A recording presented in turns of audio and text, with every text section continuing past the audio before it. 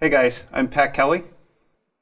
Okay, in this problem, our instructions are to show that the two expressions are equivalent. Okay, what I'm going to suggest to you, maybe even like stretch a little bit, because the real point of this type of problem is to practice your algebraic agility. Make sure you're still algebraically nimble. And I say that because this is not the type of problem you just pound it out and solve for x and get an answer and move on. Instead, you want to see if you have the skills to algebraically take one thing and get it to look like something else. I was going to say different, but they're really not that different, right? They're equal. They just look a little different.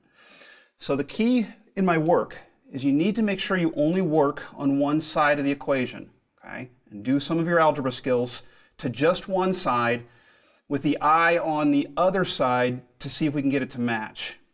Let me show you what I mean. To start, if I notice this 4x squared, but on the other side, the x squared has no other coefficient besides a 1, how can I get from a 4x squared to a 1x squared? And you might say, divide by 4. And I'd ordinarily say you're right. But the problem is you're only working on one side of the equation, so you can't divide by 4. If we're going to do that, we have to do it to the entire equation. So instead, I want to take that 4x squared, let me get started. I want to take that 4x squared, and I do like the thought of dividing by 4, but instead I'm going to multiply by 1/4. You see, that does the same thing, but, big but, be careful. What gives you the right to just multiply by a 1/4? You got to have balance somewhere. So what I'm going to do is make this into a fraction and also put that 1/4 in the denominator. See that that makes sense to you, because the 1/4 here and the 1/4 there would cancel out. They would divide. You get right back to where you started. So I haven't changed the value of anything here yet.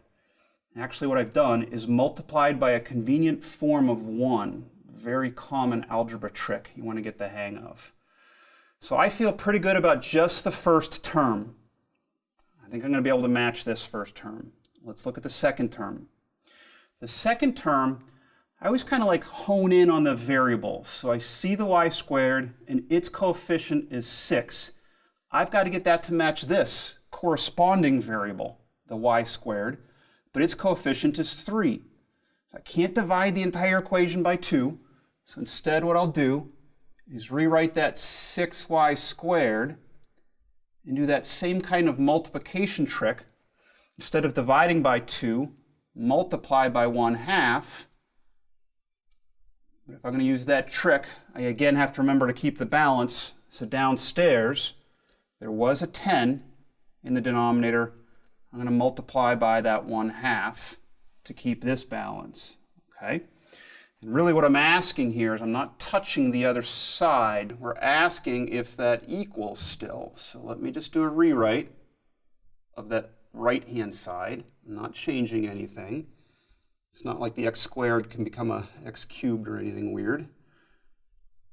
And I'm asking myself, though, does that equal? All right. Only one more step. A little teeny tiny algebra. If I move down on my left-hand side, what I'll do is in the numerator, teeny tiny algebra, 4 times 1/4 gives me just x squared.